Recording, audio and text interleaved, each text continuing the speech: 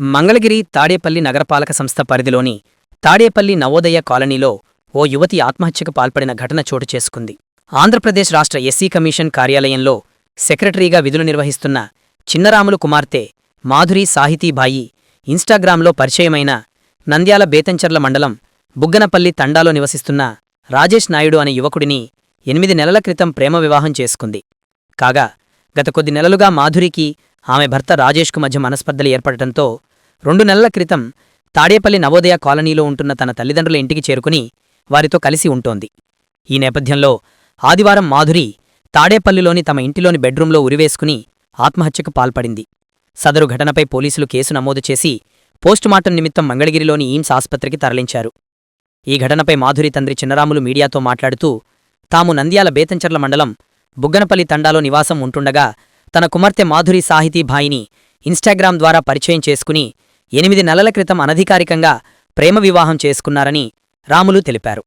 కాగా విషయం తెలియడంతో ఇరు కులాలు వేరైనప్పటికీ ఒప్పుకుని అధికారికంగా వారికి వివాహం చేశామని, అప్పటి నుండి మాధురి రాజేష్ ఇద్దరూ నంద్యాల బేతంచెర్ల మండలం బుగ్గనపల్లి తండాలో కాపురముంటున్నారని, కొద్ది నెలలుగా అదనపు కట్నం కోసం మాధురిని రాజేష్ నాయుడు వేధించేవాడని తెలిపారు.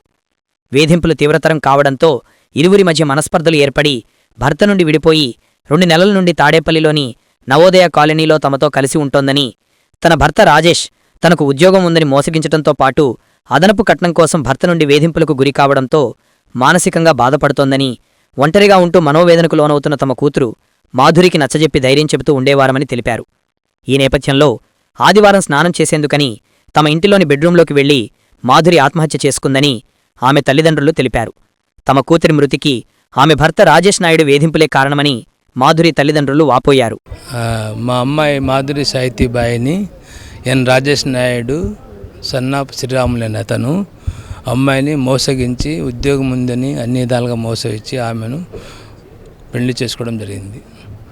అంటే చెల్లెని పెళ్లి చేసుకోవడం జరిగింది మహానందిలో. అయితే అతను మోసగాడని తర్వాత తెలిసిన తర్వాత మేము అమ్మాయిని రిజిస్ట్రేషన్ మ్యారేజ్ చేయించడం జరిగింది. చేయించిన తర్వాత ఆడికి చెప్పడం జరిగింది, మన అందరూ కూడా పెద్ద మనుషుల సమక్షంలో పెళ్లి చేయిస్తాను, తర్వాత లేకుంటే పెళ్లి ఒప్పుకోకపోయినా కనీసం సబ్ రిజిస్టర్ మ్యారేజ్ చేయించిన తర్వాత రిసెప్షన్ కూడా పెడతాను, ఇబ్బంది ఏం లేదు, మీరు బాగుండండి అని మేము చెప్పడం జరిగింది.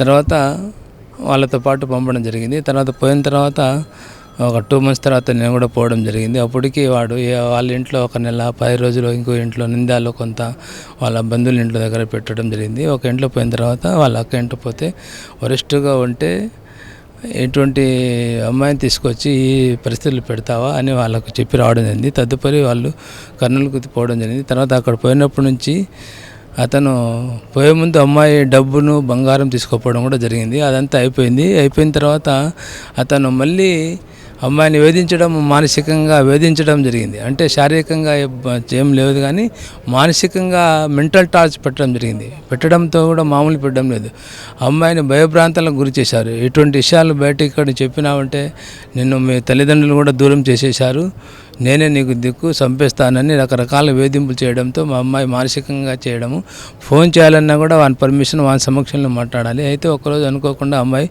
వాళ్ళ మదర్కు మెసేజ్ పెట్టడం జరిగింది, నన్ను చాలా సఫర్ అవుతున్నాను, నేను ఇంకా ఇక్కడ ఉండలేను, దయచేసి నన్ను తీసుకోపోండి అని. అయితే వాళ్ళ మదర్ కూడా ఆన్సర్ దాంట్లోనే, ఇలా ఎప్పుడే మోసం చేసి వెళ్ళిపోయావు, మళ్ళీ నువ్వు మోసం చేస్తావు అంటే, లేదు నిజంగా నేను మోసం చేయనని చెప్పడం జరిగింది అమ్మాయి.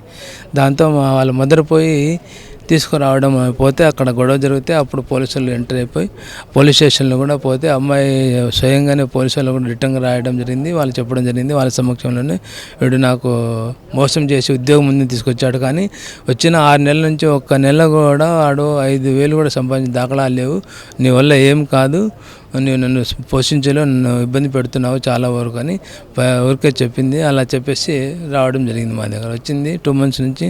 అలాగే అతనికి నిజమైన ప్రేమ వచ్చిన తర్వాత కూడా అతనికి నా మీద అసలు నిజమైన ప్రేమ లేదు, నాకు మోసం చేశాడు, అట్టడితోనే మన సమాజం ఉంచకూడదు, నాకు చాలా హరాస్ చేశాడు, మెంటల్గా చాలా టార్చర్ పెట్టాడు, కాబట్టి నాకు జ్ఞానోదయం వచ్చిందని ఆమె అప్పటి నుంచి అలాగే ఉంది. మళ్ళీ 1 month అయిన తర్వాత కూడా కనీసం వానికి ఏమా అంటే లోన్లీగా ఫీల్ అయ్యి ఉంటే ఏంది అంటే, వాడు కనీసం నన్ను ప్రేమించి పెళ్లి చేసుకునే తోడు కనీసం రాను కూడా రాలేదు, రావడానికి కూడా వాడిని మనసు ఒప్పలేదు. పెద్ద మనుషుల ద్వారా ఉన్న వాళ్ళతో రావచ్చు కదా, మనం గొడవ పడము కదా, అయినప్పుడు రాలేదు అని మోసం చేశాడు. వాడు కేవలం డబ్బుల కొరికే ఉన్నాడు, మోసగాడు. అట్టడితో సమాజం ఉంచకూడదని ఆమె అలాగే ఉంటూ ఎప్పుడు బెంగపడుతూ ఒంటరిగానే ఉంటూ ఆమె ఏమనుకుందో ఏమో నిన్నటి దినము ఆమె అంతకు ఆమె బాత్రూంలో స్నానానికి పోయి బెడ్రూమ్ బాత్రూమ్ అటాచ్ ఉంటే దాంట్లో ఊరేసుకొని చనిపోయిందండి. అది అమ్మాయికి చేశారు, మాకేం చేయలేదు. మేము అతనితో ఎప్పుడు ముందు కానీ మ్యారేజ్ అయిన తర్వాత కానీ ఎప్పుడు కూడా మాట్లాడిన దాఖలాలు లేవు అతనితో. అమ్మాయి చెప్పింది కట్నం తీసుకురా, మీ నాయనకి ఇంత ఆస్తి ఉంది, అంత ఆస్తి ఉంది, అంత డబ్బు ఉంది కదా, ఓదలు ఉన్నాడు కదా, బిజినెస్ పెట్టించవచ్చు కదా, ఎందుకు పెట్టించడం లేదు, నువ్వు ఎందుకు వచ్చినావు నన్ను, నేను ముందే చెప్పా కదా అని ఆ విధంగా రకరకాల చెప్పడము, తర్వాత హింసించడము. తర్వాత నా వెనకాల ఇంకా లాయర్లు ఉన్నారు, రాజకీయ నాయకులు ఉన్నారు, మా కుల సంఘం నాయకులు ఉన్నారు అని వాడు ఒకటి శివశంకర్ అని నిందాలి అతని పేరు పదే చెబుతూ వాడు కూడా కోఆపరేషన్ చేయడం అటువంటి జరగడం జరిగింది. వీళ్ళందరూ కూడా భయభ్రాంతి చేశారండి. సరే అడుగు ముందుకు వేయను, అసలు వాటితో వెళ్ళను అని చెప్పేసి అన్నాను. సరే ఓకే ఇప్పుడైనా మంచిగా ఉండంటే ఇంకా అప్పటి నుంచి బాగానే ఉందండి. కాకపోతే లోపల మదన పడుతూ ఉంటుందండి. ఎందుకమ్మా అంత మూడిగా ఉన్నావు, ఎందుకు మూడిగా ఉన్నావు అంటే ఆ ఒక్క మాటే చెప్పేదండి. వాడు మోసం చేశాడు, నేను మోసపోయాను, వాడు మోసం చేశాడు, ఇలా హరాస్ చేస్తాడని నేను అనుకోలేదు, వాడు జాబ్ అన్నాడన్న ఒక్క విషయంతోనే నేను వెళ్ళాను అంతే తప్ప వాడు మనల్ని బిజినెస్ పని మన డబ్బు కోసం ఆశపడ్డాడని నేను అనుకోలేదు. ఇంతకుముందు అమ్మాయిలతో కూడా తిరిగాడంట, అమ్మాయిలు కూడా ఇలా ట్రాప్ చేసి అమ్మాయిలతో కూడా తిరిగాడన్న విషయం నాకు తెలియదు. మీరు చెప్పే వరకు మీరు చెప్పినా నేను వెళ్ళలేదు, ఎవరు చెప్పినా నేను వెళ్ళలేదు. కాదని అనుకున్నందుకు నేను చాలా బాధపడ్డానమ్మా అన్ని రోజులు. అంటే ఇప్పుడు వచ్చేసావు కదమ్మా, ఇప్పుడు ఎలా ఉందంటే నేను చాలా హ్యాపీనమ్మా అనేదండి. ఇంకా ఈ 3 రోజుల్లో సరే అమ్మా మనం తేల్చుకుందామా, అక్కడికి వెళ్ళి ఏదో ఒకటి సెటిల్మెంట్ చేసుకుని వద్దాం. సర్టిఫికెట్లు ఇవ్వట్లేదండి.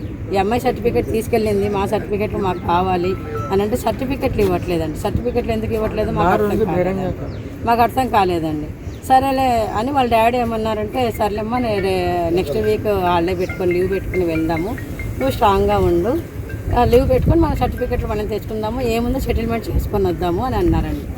సరే డాడీ అందండి. ఇంకా అక్కడికి వెళ్ళి ముఖం చూపించలేను అనుకుందో ఆ ఊరికి అందరిని ఎదిరించి వచ్చాను.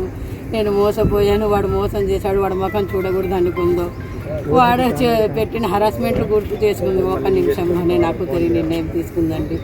మాతో ఒక మాట కూడా చెప్పలేదండి. చక్కగా లేచిందండి, అన్ని పనులు చేసుకుందండి, ఫ్రెష్ అప్ అవుతానని చెప్పేసి వెళ్ళిందండి.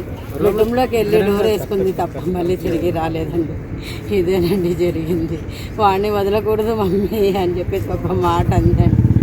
ఫస్ట్ వచ్చినప్పుడే వాడిని వదలకూడదు మమ్మీ అని ఒక మాట చెప్పిందండి.